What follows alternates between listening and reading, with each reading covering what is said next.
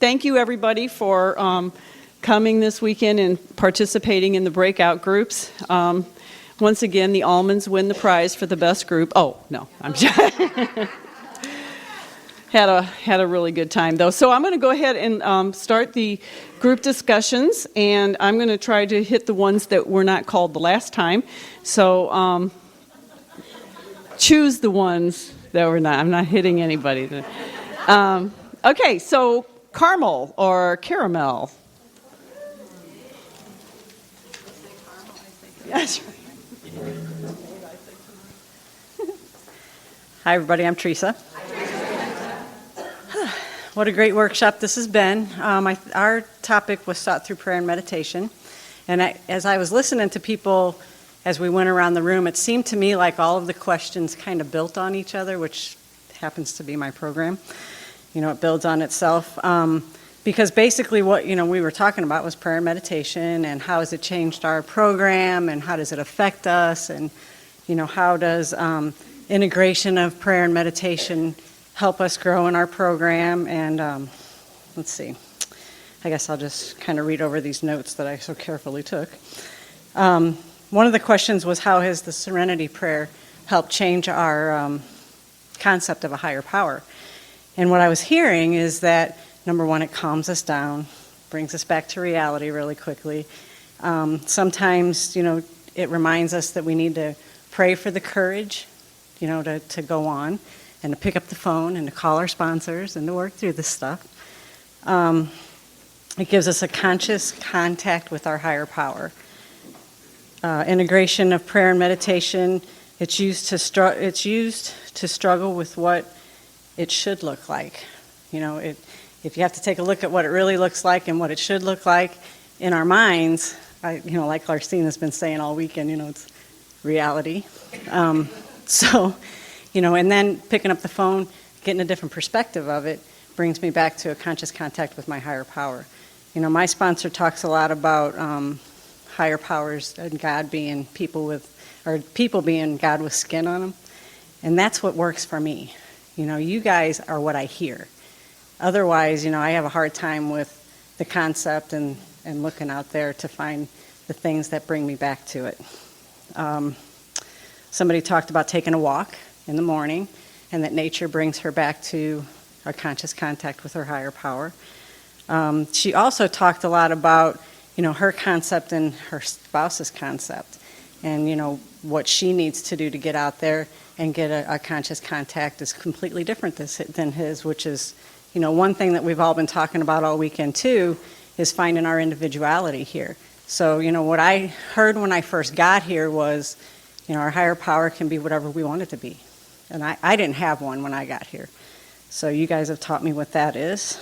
Pray for the willingness to meditate. I really liked that one.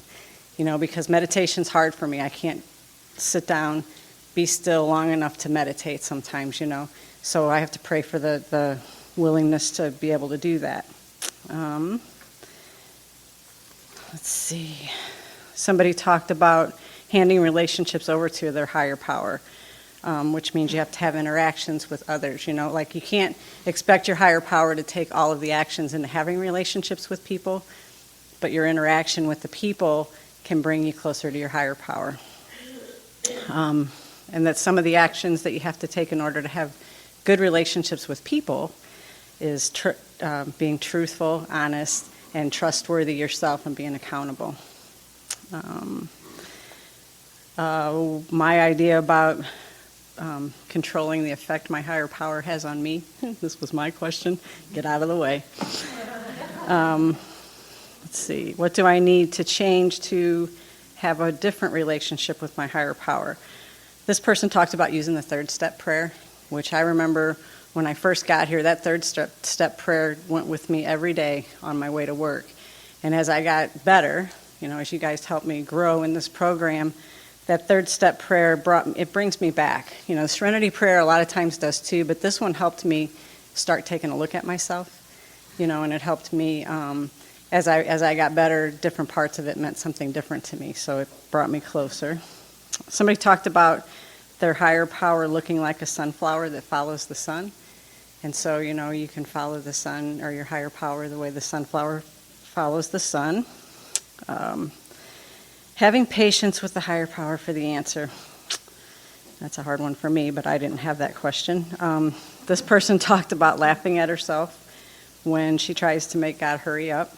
I could have said that. Finding a balance so that you can enjoy the stuff that God has put in your life. God's got a plan, and her job is to be responsible but not to obsess, and to do what she can today. I swear I did not answer that question.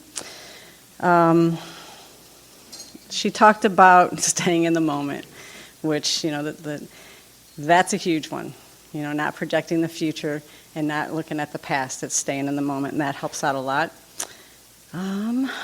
Somebody talked about the Serenity Prayer being her center at a meeting, and that sometimes it's hard for her to use the Serenity Prayer out there when she's dealing with something because the Serenity Prayer makes her more anxious, but she gets to use bits and pieces of it to help bring her back to center or ground or whatever you want to call it. And that she uses God, used to limit God, and today understands that he's not limiting. So my higher power, I don't know about you guys, but my higher power has grown over the years, and it continues to grow, because somebody talked about, and I just keep getting this picture in my mind, an octopus on your face, that obsession is like this, and so you can't see anything out there, and my higher power actually has started to pull that away from me. He can get back on there sometimes, but I know what to do about it today. And I think I covered it all, and anybody in my group wants to disagree, come on up.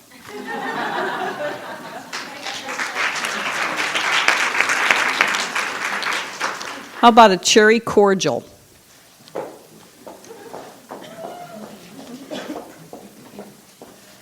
Hi, I'm Kelly. Hi, guys. Okay, I will just tell everybody that this is my perspective of what was said in our group, so I have no idea. I didn't write down quotes. So this is the stuff I needed to hear. The first question that we had was, how has the Serenity Prayer changed their concept of a higher power? And we had the chapter 11, Saw Through Prayer and Meditation, in case that's important. And basically what we talked about was that the Serenity Prayer is kind of the tool for connecting with their higher power, and that they can kind of use that. Actually, the person talking about that was saying that it's helped them a lot with. She was saying she journaled recently, and she kind of titled each one like acceptance, and then went through and the courage to change the things I can, and went through and looked at what she could change about the situation, and then the wisdom to know the difference between the two, like 3 separate pages, which I thought was quite helpful.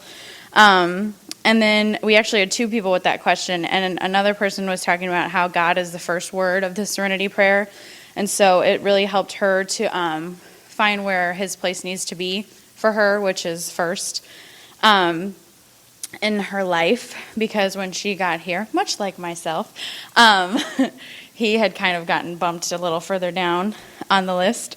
Our next question was, when I reach out to my higher power, how patient am I for the outcome? And I'm really glad I didn't get that question, because I would have failed. So what I heard was, do I pray for my will or do I pray for his will? And this person talked about how when they pray for their own will, it gets them into trouble, and that it can shortchange the other person if our will was to come true, because God's will is usually much bigger and brighter than we can ever imagine. And he was talking about how he enjoys clear-cut answers, but he usually doesn't get them that way, which is true for me too. And that he usually gets them by going to a meeting or talking to somebody, and then it'll just pop out exactly what he needs to hear, which has been happening to me all weekend. And that another reason, or another way to do that is staying still long enough to wait for the answer, and making sure that you're quiet, because I don't know, I struggle with that. I'm like, well, you didn't answer yet. Anyway, then the next one was, what changes do I need to make to integrate prayer and meditation into my daily routine. This person talked about how all of his prayers used to be the foxhole prayers, but now he can do them anytime during the day. That constant contact that I need. He also talked about how meditation is a little bit difficult and it's hard to quiet the mind, which I know I find to be true for me because mine spins all the time. And that, somebody had pointed out to him to focus on his breathing and that he can do it for a few minutes and then his mind wanders again. And I just thought that was interesting because, the few minutes is still a few minutes of quiet, and I'm amazed at what I can get in 5 minutes of quiet. That's a lot for me. I talk a lot. But and then we had how difficult is it to put relationships in the care of a higher power without knowing the results. And we talked about how it's extremely difficult because we're powerless over the results. And this person said that when she knows she's powerless over the result, it makes things a lot easier. And she can accept that the future isn't in her hands, but it's in God's. And that helps to relax. And my question was, what would I have to change in order to have a different relationship with the higher power? Which I had to think about a lot. But I had the same answer, which was getting out of the way. Because I had a lot of experiences this week with being powerless. I have a cape too. I thought it was very funny that you said that. I do have a cape. And I got to talk a lot about that and being humble enough to realize that I'm powerless and get out of the way. Because when I try to take my power back, then there's no room for another one bigger than me. So that's pretty much what we talked about. I don't think I forgot anything, but yeah.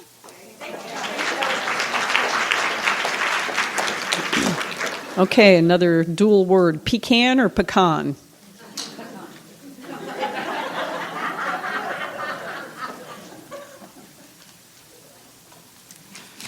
I'm Dawn.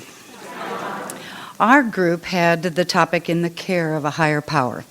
And the first question that we had was, how can I turn over my relationships to the care of a higher power? And the person who had the opportunity to respond to that question said that she goes through a process. And her process begins with if she isn't sure about the answer or how she should react to it, that she thinks. And then she asks herself questions like, is it my business? And then she moves through the steps and then she talks to God. She is learning how to react or not to react, to respond. And takes the time to turn her family members and other people and relationships over to the care of God. Our second question was, what negative outcomes do I fear? And the person who responded to that question said that she didn't fear them because she can find her way with God. And then, how has my view of a higher power changed? And one person had said that her views had not changed at all since she had started with the program. And then there were some other people throughout the course of our discussion where the relationship had changed. And it had gone from a relationship that wasn't a trusting relationship to one that was based on trust. Then another, what would it take for me to see negative outcomes in a more positive light? And the person responding to that said that surrendering to the fact that I don't have any control over people, places, and things. And then what outcomes would I like to control in my relationships? And this person said, in all honesty, I would like to control the outcome of my child's path. In reality, the only outcomes I can control is my part in the relationship. And our last question was, what role does a higher power play in my life? And the person who responded to this one said, top. And that she prays for an increase of faith and trust and to make sure that her motives are clear. That's it. Thank you.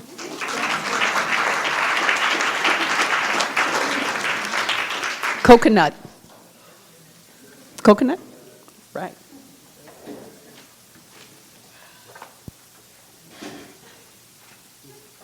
Hi, everybody. I'm Irv. Hi, Irv. And I'm a grateful member of the Al-Anon Family Group Fellowship. I thought this was going to go pretty good today because some lady volunteered right away in the morning here to take the notes. And I scooched down in my chair and she volunteered, so that was good. But evidently she had an emergency and had to leave. And while I was in the restroom, the group chose someone. You know, the program is working. It's alive and well. So, but I'm honored to do this. I really am. This is a good program, and it saved my life, I think. This morning, I think what I got from this morning was to be honest, open, and willing. And that's how I could, through using this program, get some help for myself. And this afternoon, we had chapter 12, and one of the questions was, what negative outcomes do I fear? And that was my question. And I guess I have to say, I don't fear a burglar in the house. Tell me where he's at, I'll go get him, you know. But I fear the things that I don't have any control over, and that's what I fear. And I worked hard on that because I was used to controlling things. My family, I was a father, I had control. I had a job where I had a lot of control. But when I got into the alcoholism, I had none. And I had to learn that. And I learned it through working the steps and getting a sponsor. And I have a great sponsor, and I have some great sponsees. And it's just the greatest experience of my life. One other question was, how can I learn to turn things over to God? How can I let go of these things? And the answer was yes, to let go and let God. There was one lady that talked about that didn't have a God, that there wasn't any God in her life, that her parents were killed in an automobile accident when she was 7 years old, and they were intoxicated, leaving a meeting, a restaurant, a bar. And so, you know, it's hard to come to where she is today, and this program has helped her do that. So she has a great respect and a great love for this program. How has my higher power, the view of my higher power, changed? And it was interesting to note that because almost everyone agreed that their initial idea of their higher power was a punishing, get-even God. And I think the people that I felt that way, and the people that taught me that, I know that wasn't in their heart. That's not what they meant. That's what I received, and that's what I perceived. And maybe, you know, in my growing up teen years, I did some stuff that maybe, I should have a little fear. Then the role of higher power in my life. And one lady said she saw her higher power as being like her father, because that's the only higher power that she knew. And it was a difficult time for her, so it was difficult for her to come to find a higher power. What's my excuse for my point of view? What do I use for an excuse for my point of view? And how can I turn things over?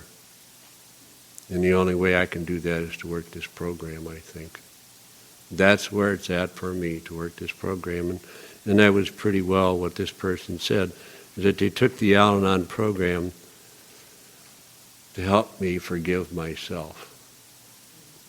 And this lady, was in another program also, and she said but it took this program to help her recover and be able to forgive herself for being what she was doing. How can I see negative things in a positive light?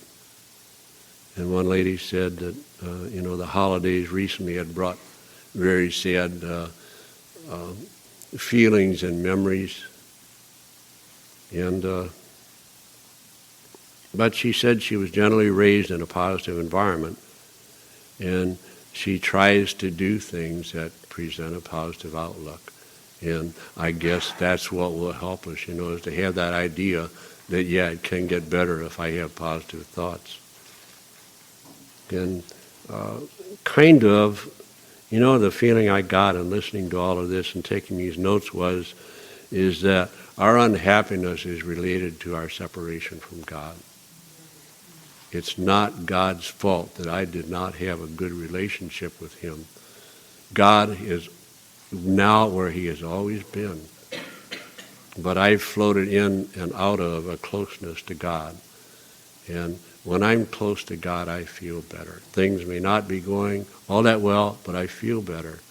And when I stray away from God, and I know that now. When I start feeling really, really down, I get up in the morning and I don't like to get out of bed. It's me getting away from God. And that's the feeling that I got from all of this. So, and then about turning relationships over to my higher power. And one idea it was to leave my hands off. Just leave it go. It's not my business. Leave go of it. One person said part of it is that her worry about their perception of me. That kind of controls what I do about being able to have a good relationship. One idea was to have more love in my heart. It's a good idea. My will gets in the way. And another one was go to a peaceful place in my thoughts. And the one that, that I need is to just simply pray. And almost all of the people there, their prayer is just, God, please help me. That is the total prayer. I was raised with a lot of formal prayer, and that's good. I needed that. I need that in my life also, when things are going okay, and I just need to talk to God, and tell Him it's okay. But when things really get rough, I just say, God, please help me, because I don't know the kind of help I need. So that was the thought. The last thought here was remove the scowl from my face. So thank you. Okay, we're going to, that's it for the sharing. We're going to go ahead and thank everybody for coming up, and thank you again for participating in the breakout groups.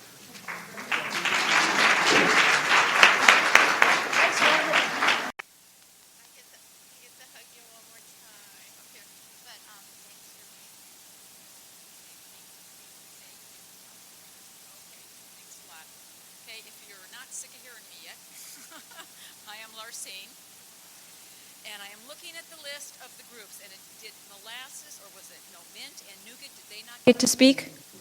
Okay, that could be a resentment, all right? I just want you guys to know that for next year, okay? Because if I was those guys, I'd be talking about the rest of you in the car on the way home, so... Think about that. And I want to thank everybody for being here. I want to thank you so much for all your love and support. One thing I can tell you that has happened to me in this program that I can say without a doubt is I have been very, very well loved in these rooms. And if it's not working for me, it's not because you guys haven't loved me through the whole deal. And I hope that you feel the same way, because I know that if it's true for me, it's true for you as well. I hope you enjoyed the workshop choices, and the whole idea of the book. I hope you avail yourself to reading that. I hope you remember that you have choices, no matter what anybody else may want to talk you into. You always have a choice, and it's your choice to make, because it's your friggin' life, and don't forget it.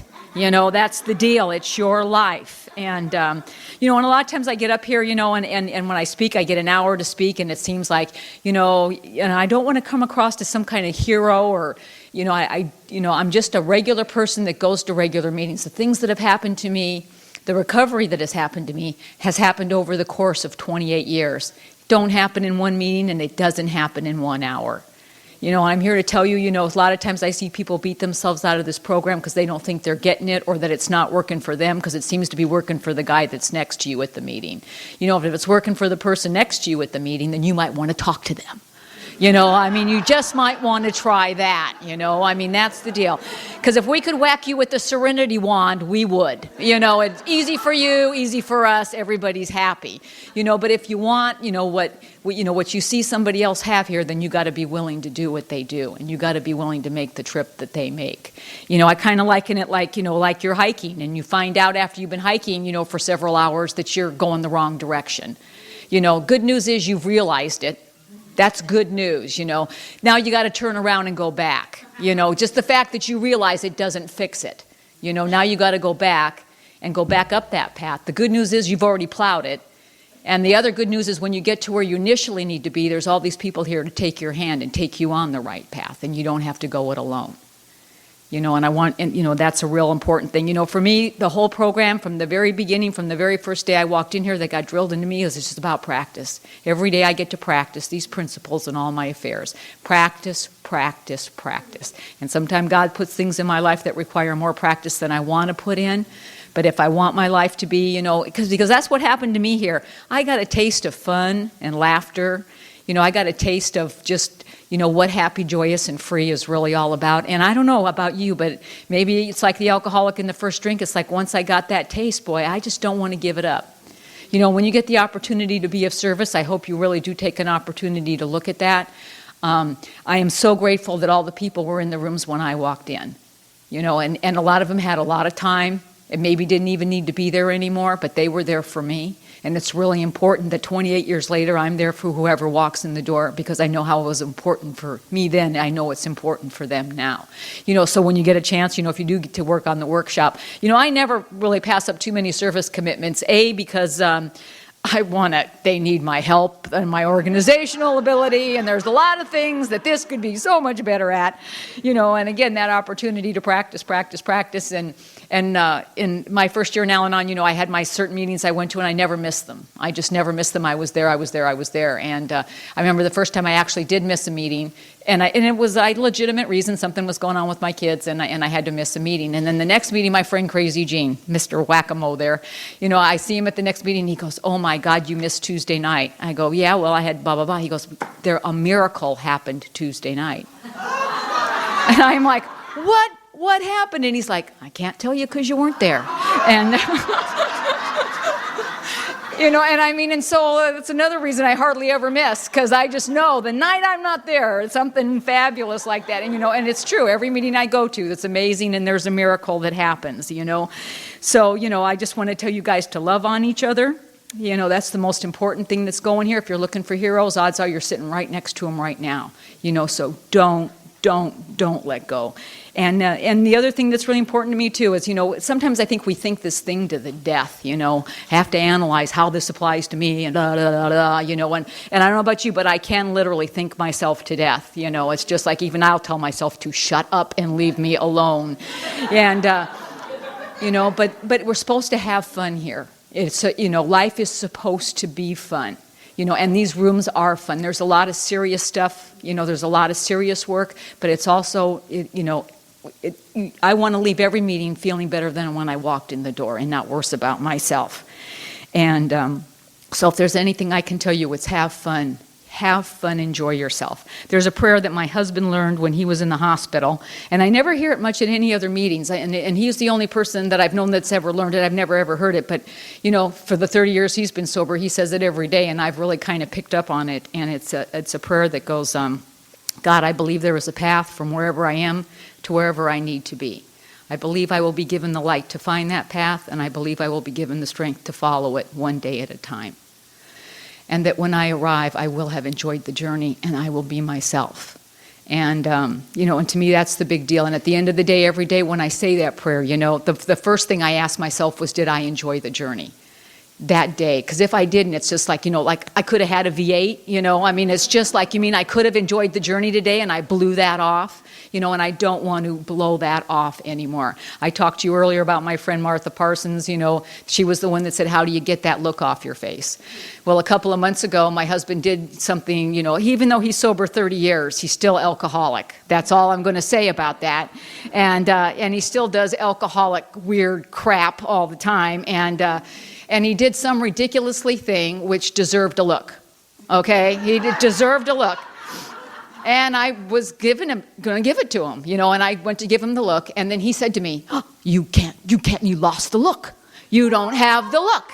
And so I was like, the hell I don't have the look, Like, spent all day long trying to muster up getting the look. And then I started crying, because you know what? The look isn't a part of it anymore. It's not a part of my life anymore. And I owe all of that to you guys. And I can't thank you enough for having me here, for your faith in me, to be here to do this. It's an honor and a privilege to be with you guys. And I was well loved here. Thank you so much.